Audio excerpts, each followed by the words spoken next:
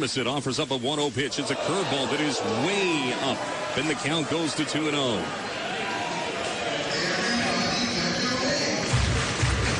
It was supposed to be Dwayne L. Jones in this situation, but Justin Miller in his 125 batting average, a fresh set of eyes for the Canadians, and of course for the offensively minded Eugene Emeralds. Squares to bunt, pulls back as a 2-0 pitch misses. Should they put the leadoff runner on here in the bottom of the ninth, it opens up a big can of confusion.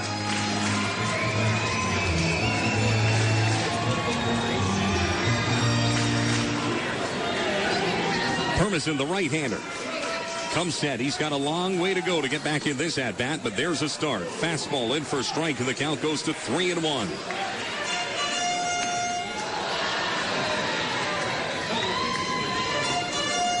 Eugene Emeralds, their last gasp.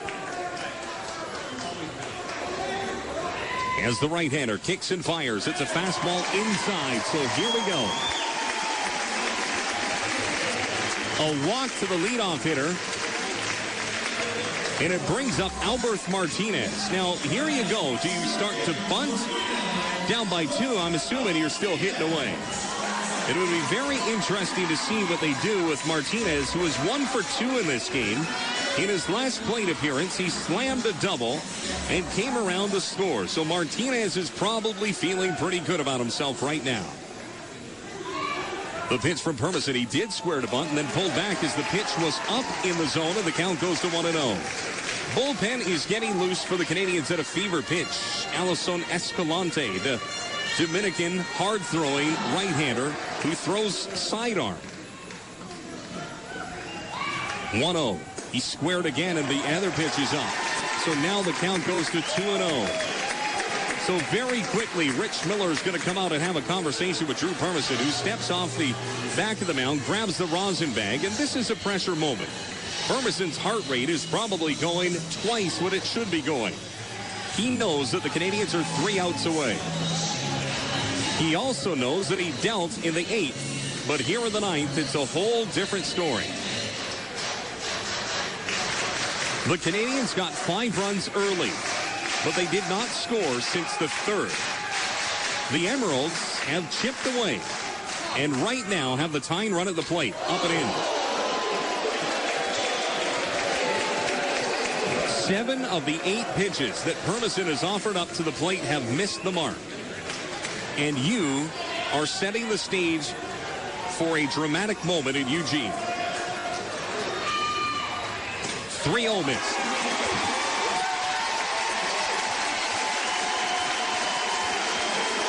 So runners at first and runners at second, and nobody out.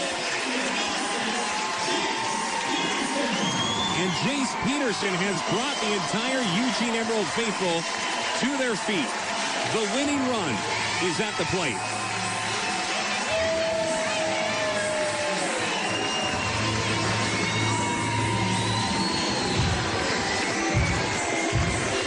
So the question right now is, do you go to the bullpen?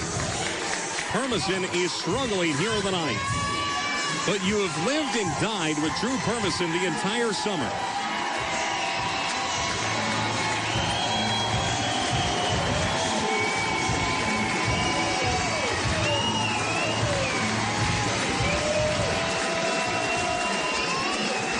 So Peterson awaits the first pitch. It's a fastball that is in for a strike, and the count goes to 0-1. Let us not forget the Canadians are still up by 2. They are still just 3 outs away. But the Emeralds refuse to go away here at home.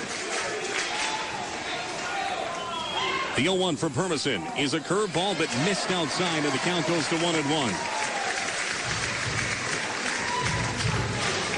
Canadians got 24 outs. The last 3 feel a mile away. Peterson's a .455 hitter in this postseason. Curveball in for a strike.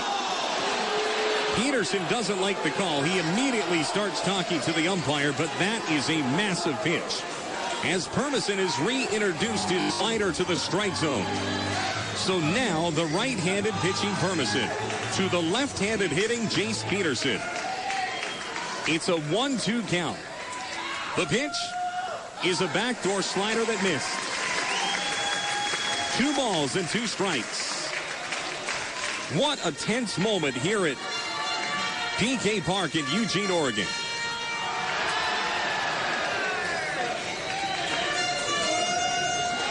The Canadians knew it wouldn't be easy. What a great game. The 2-2 from Permison is a slider that is inside, and the count goes to 3-2.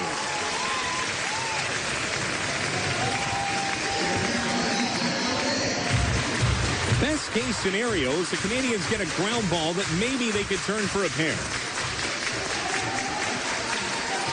Permison's 3-2 is slapped foul down the third base line into the seating area.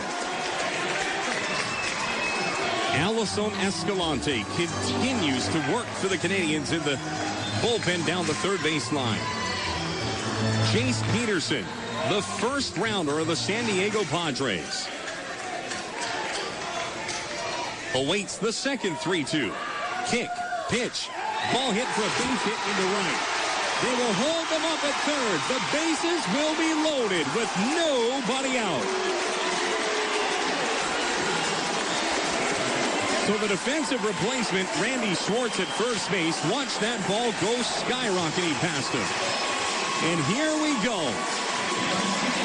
With a trip to the postseason, the championship on the line. Jose Dore will get a shot. The Eugene Emeralds have 3 chances to get that runner home from second. If they can get Patterson home from first, this game is over.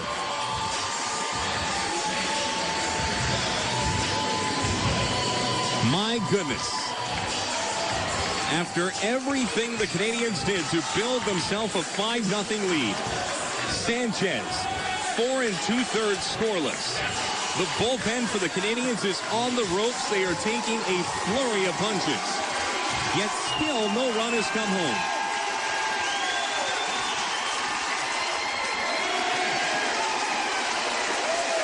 The first pitch missed and the count goes to 1-0.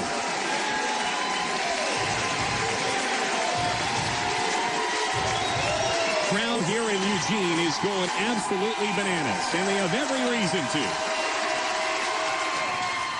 Pitch fouled off, so the count goes to 1-1.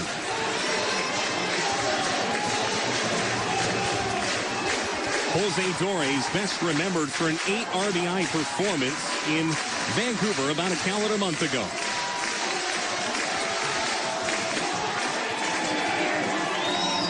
The 1-1 from Permison is outside, and the count goes to 2-1.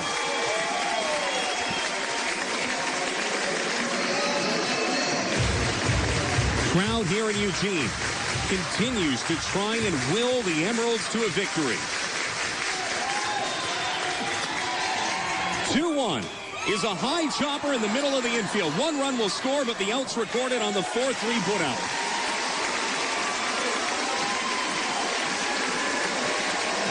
So now the Canadians are 2 outs away, but it's a 5-4 game.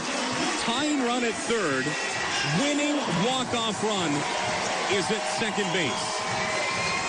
So with a base open at first, I would assume that they're going to walk and load the bases. There's no way they will pitch to Casey McElroy in this instance. But the question after the intentional walk is who will pitch to Travis Whitmore?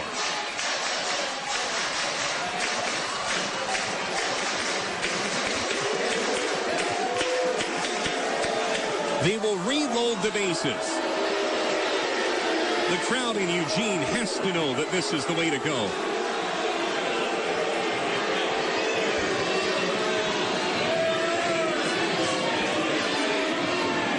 The second pitch will also miss the zone, as will the next 2.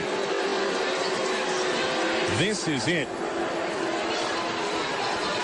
They will load the bases, and the season will be on the line.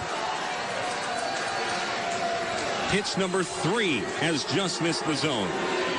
Casey McElroy in the left-handed batter's box was 2 for 4 in this game. They will opt to go to Travis Whitmore. Hermison misses again. So here it is. Bases loaded.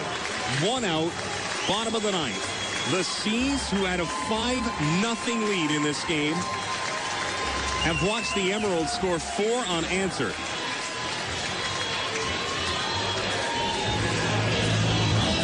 So Hermison's been in this situation before. He's the closer. He's the money man right now for the Canadians. The crowd has not sat down for about 5.5 minutes. They have watched their hometown team fight. It's a left-handed hitter in the form of Travis Whitmore. Again, 1 for 3 in this game. A 200 hitter this Northwest League season. The first pitch from Hermison is laced but foul down the third base line. I don't think I've taken a deep breath since the 5th. But this is the greatest playoff game the Canadians have been in. What a fantastic night for baseball. The season on the line for both these teams. 0-1 missed outside, and the count goes to 1-1.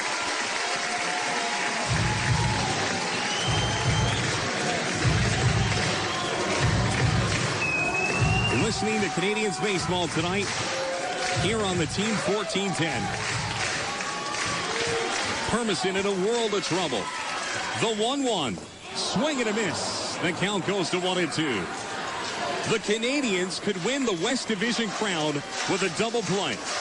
The bases are loaded. They are still up by 1. But the margin for error is 0. They cannot afford anything to go against their will.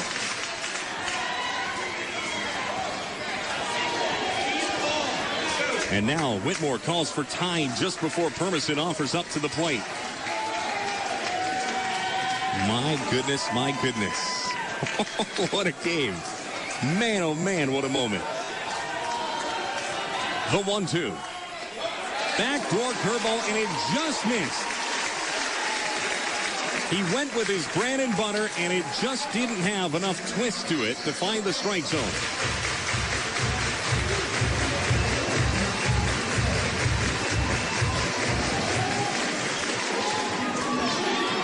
Whitmore is going to see a pretty good pitch here on 2-2.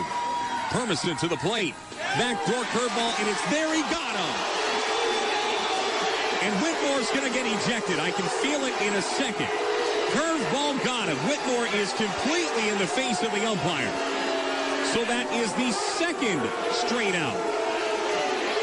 And Pat Murphy's going to try and have a conversation with the home plate umpire, and it was a delayed call.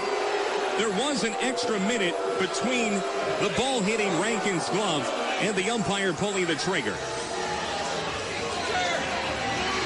Whitmore is irate, and Murphy, in a much calmer scenario, is having a conversation with the home plate umpire. So now there are 2 outs in the bottom of the 9th inning. This is, as a little kid, the moment you dreamt of, whether you're the closer or the hitter. And now, Whitmore has worked his way back onto the field, and I'm not sure if that's going to bode well for him. As Nelson Cruz, the pitching coach of all things, comes out and deals with the Eugene Emerald.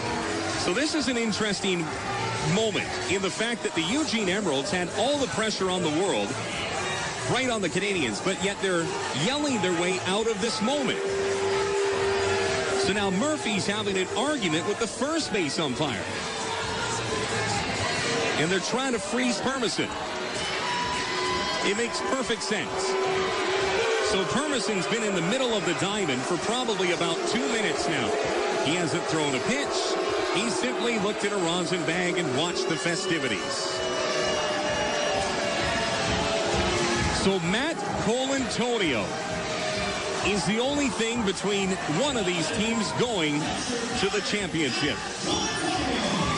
Colantonio in this game is 0 for 3 with a walk. The West will be won right here in this moment. A left-handed hitting catcher for the Eugene Emeralds has the tying run 90 feet away. The win is out at second base. All the Canadians have to do is get through Matt Colantonio, and they will play for the championship on Friday. Hermison's back on the mound now. The closer for the Canadians comes set. It's a curveball in the dirt, and Rankin put his entire body. He did not want that ball to get away from him.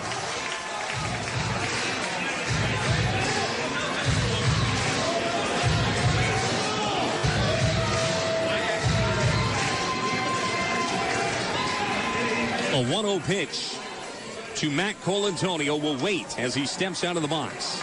Wearing a white number 8 jersey. The left-handed hitting catcher. He's looking out to the closer for the Canadians. Nobody had more saves than this man on the mound. Ball hit out to the shortstop. Fielded cleanly. The throw to Birdie, and we're going to the championship. A 6-4 putout in the middle of the diamond.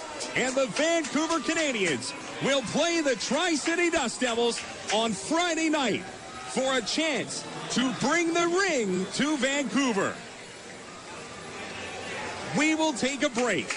We will bring you the totals from this game as a sea of black, red, and gray are in the middle of the diamond.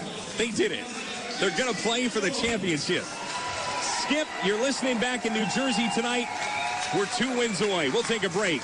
The recap in a second here on Team 1410.